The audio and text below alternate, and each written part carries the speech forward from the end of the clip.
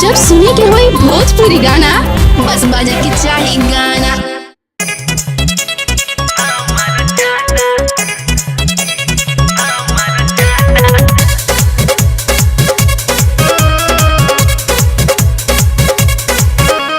लहंगा के ऊपर उठा के नाचो, चौकी पयावा झमका के नाचो।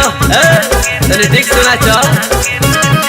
लहंगा के ऊपर उठा के नाचो, चौकी पयौरी झमका के नाचो। भइल बाटे सटाया ओढ़ी के दुपट्टा तनी करो सुकुरिया दा। सुना है ने आ जाता जनी भाव मारा ज्यादा, जनी भाव मारा ज्यादा, जनी भाव मारा ज्यादा, जनी भाव मारा ज्यादा।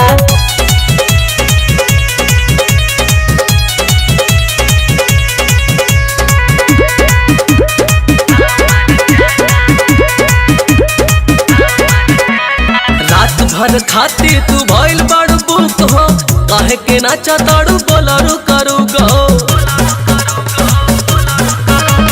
रात भर खाती तू भइल बड़ बुक हो, काहे के नाचा ताड़ू बोलरू करू गो। अरे करा बुकु मान त तू हो जाई बुझियान, बोल का बाटे तोहरो इरादा ना मनबू। जनी भाव मारा ज्यादा, जनी भाव मारा ज्यादा, जनी भाव मारा ज्यादा, जनी भाव मारा ज्यादा।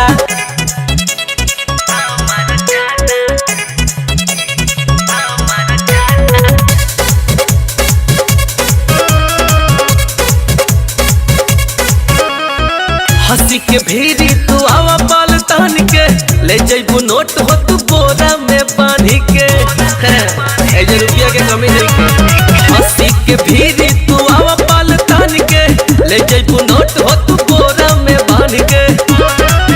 अरे कुदी कुदी नाचता निमान हमारा खता हर जाए ना देबा मरे आदा।